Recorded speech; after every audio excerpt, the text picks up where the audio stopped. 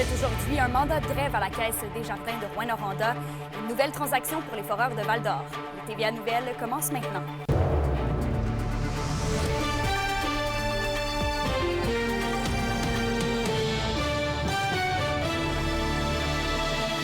Bon lundi midi, bienvenue au TVA Nouvelles. Pour commencer, la cinquantaine d'employés syndiqués de la Caisse des Jardins de Rouyn-Noranda se dotent d'un mandat de grève de 3 jours. Le tout a été confirmé pendant une assemblée générale mercredi dernier. Les journées de grève seront utilisées au moment jugé opportun. Et la semaine dernière, le syndicat avait tenu une action de visibilité devant le siège social afin de dénoncer la lenteur des négociations en vue du renouvellement de la convention collective entamée il y a un an. La CSN milite entre autres pour une hausse salariale. En éducation maintenant, c'est la fin des cours de francisation pour adultes au Centre de services scolaires de l'Or-et-des-Bois. Et c'est en raison de compression du ministère de l'Immigration, de la francisation et de l'intégration. Les cours étaient offerts jusqu'à maintenant dans 9 groupes répartis à Val-d'Or, Malartic et Sainte-Terre. Donc au total, ce sont 15 professionnels, dont 13 enseignants qui seront réaffectés ou qui devront chercher un emploi ailleurs.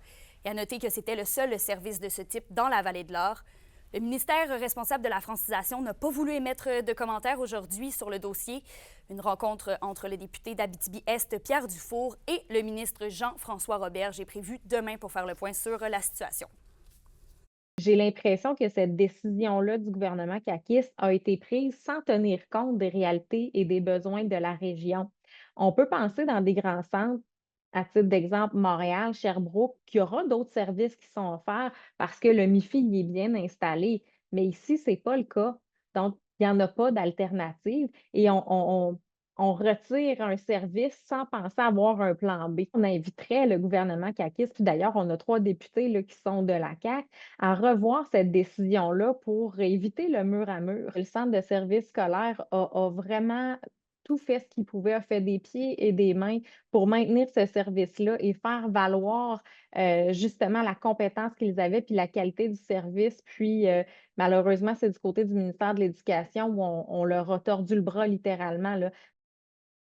La question du jour TVA, une présentation de Mobilier Bélan qui vous offre depuis plus de 50 ans un service de qualité et un grand choix de matelas, mobilier, électro au prix compétitif que vous recherchez. À la question du jour, on vous demande, êtes-vous préoccupé par les coupes en francisation? Pour voter et commenter, rendez-vous au tva.abitibi.ca.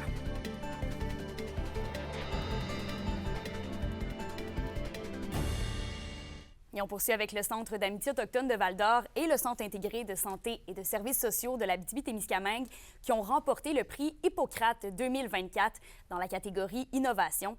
La distinction a été remise en raison de l'engagement des 2 institutions en matière de soins et de services offerts aux populations d'origine autochtone. Un prix offert dans le cadre de l'initiative Mino puis Samitine qui vise la santé et le bien-être des Autochtones. Dans le domaine scolaire, c'est au tour du travail des directions d'école d'être souligné. Et c'est ce qui sera fait jusqu'à vendredi dans le cadre de la semaine de la direction d'établissement et des cadres scolaires.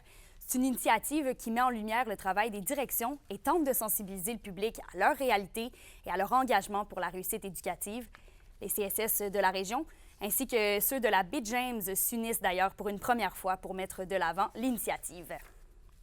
On passe en santé puisque plus d'1 an et demi après d'efforts, une nouvelle convention collective a finalement été conclue entre la FIC et le gouvernement du Québec jeudi dernier. Et les infirmières de la région se sont prononcées particulièrement en faveur. Le compte-rendu d'Alexis Dumont. 86 % des professionnels en soins de santé de la région ayant pris part au vote ont voté en faveur de l'entente entre la FIC et le gouvernement. Ici, c'est 86 % des membres qui ont voté en faveur de cette entente-là, comparativement à 74 % au mois d'avril. Donc, on voit qu'on a une adhésion encore plus importante. On est heureux, on est soulagé d'avoir enfin un nouveau contrat de travail. Certains éléments ajoutés à la convention viendront certainement aider le monde de la santé ici dans la région. En fait, de meilleures balises au niveau de la flexibilité qui était demandée par le gouvernement. On a aussi des gains sur le temps supplémentaire qui sera désormais à temps double les fins de semaine. On a eu des primes incitatives pour les périodes les plus critiques. Et ajoutons à ça une enveloppe monétaire typiquement dédiée à l'Abitibi-Témiscamingue pour soutenir le système de santé régional. On a eu une enveloppe qui a été dédiée à l'Abitibi-Témiscamingue et on a hâte de la négocier, cet argent-là, pour avoir des mesures d'attraction, rétention spécifiques pour chez nous. Là, cet été, on a eu la chance de rencontrer Christian Dubé au mois d'août qui nous a promis que cette fois, ça irait rapidement. Donc, c'est sûr qu'on aimerait ça avoir des mesures incitatives incitatifs pour augmenter la disponibilité de main-d'œuvre, comme on avait fait la dernière fois. Peut-être aussi des incitatifs pour attirer de nouvelles personnes en région. Donc, tout est à négocier, mais clairement qu'on a un enjeu de temps. On doit réagir rapidement vu la pénurie. En réaction, le ministre de la Santé, Christian Dubé, a affirmé via la plateforme X que cette entente permet au réseau de la santé de se rendre plus attrayant et efficace et mentionne que ce sont les patients qui en bénéficieront. La nouvelle convention collective sera d'ailleurs valide jusqu'en 2028. Alexis Dumont pour RNC Nouvelles. Hey, pas. T'as-tu déjà vu ça, une licorne se fâcher? Ben, j'ai jamais vu une licorne même. Ah ben, qu'est-ce que t'as fait là? Oh, T'avais l'air d'une licorne! Une licorne fâchée! Justine, on vient d'écouter une de ses vidéos. TACU, la légende, la vedette Internet, est débarquée à Rouyn-Noranda samedi dernier.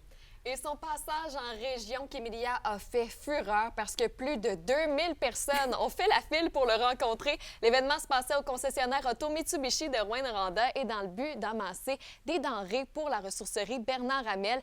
Et 1248 kilos de denrées ont été amassés. Certaines personnes ont attendu jusqu'à 5 heures pour prendre une photo avec TACU.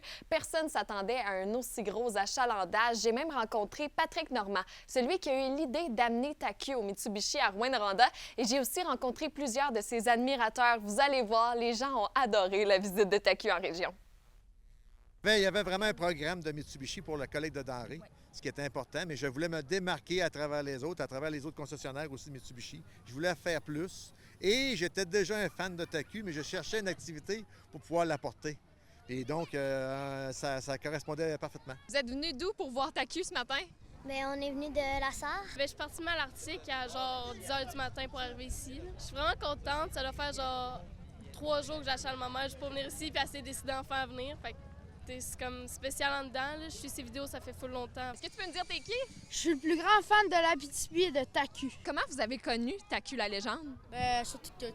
Ouais, il faisait des conneries puis on trouvait ça vraiment drôle. Ça défile sur nos TikTok, puis à un moment donné, on l'a vu, puis on trouvait ça bien drôle. Qu'est-ce que t'aimes des vidéos à TACU?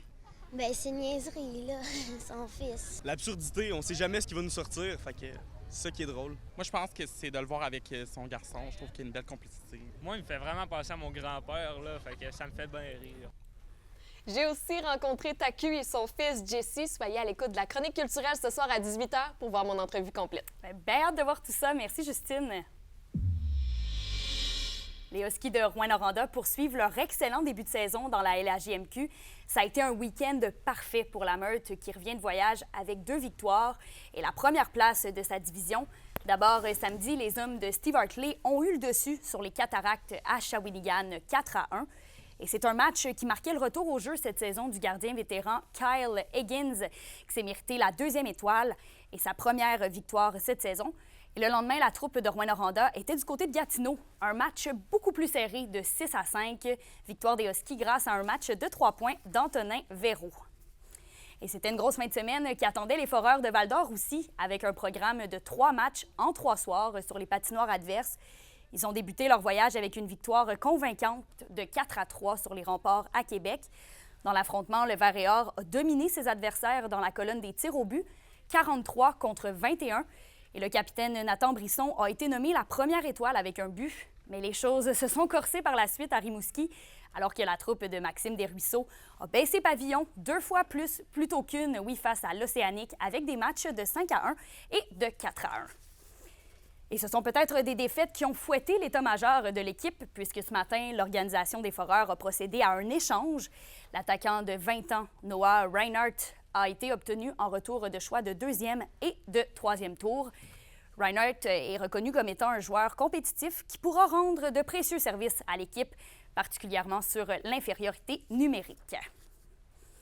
Au basketball maintenant, ça a été une fin de semaine parfaite pour nos équipes collégiales. Pour leur premier match de la saison, les Astrelles et les Gaillards recevaient les Griffons du cégep de l'Outaouais.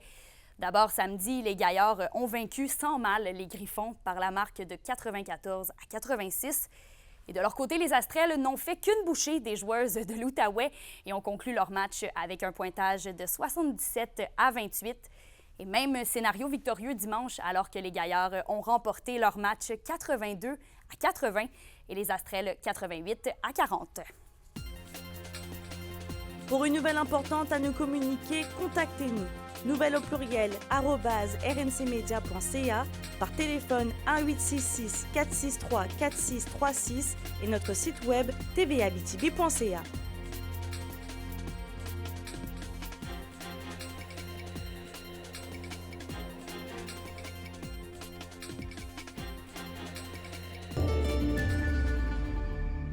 À la météo, on poursuit sur la vague de beau temps. En Abitibi, ce sera ensoleillé une bonne partie de la journée avec quelques nuages cet après-midi, maximum de 18 degrés. Et au Témiscamingue, vous aurez du soleil tout au long de la journée avec un maximum de 19 degrés. Et pour ce soir et cette nuit, plus au nord, ce sera partiellement nuageux. Mais ça devrait se dégager le tard ce soir avec des températures autour des 7 degrés. Et plus au sud, ce sera dégagé également. Ça va devenir partiellement nuageux après minuit, minimum de 9 degrés. Et pour terminer, la municipalité de Ville-Marie lance un appel de vigilance à sa population puisque plusieurs citoyens ont fait part d'appels frauduleux où une personne se fait passer pour un inspecteur de la ville et les rejoint pour venir vérifier leur grenier. La ville rappelle qu'elle ne fait pas ce genre d'inspection de manière aléatoire, donc soyez prudents avec ce type d'appel. Là-dessus, passez une belle journée et nous, on se retrouve à 17h58 pour le bulletin de ce soir.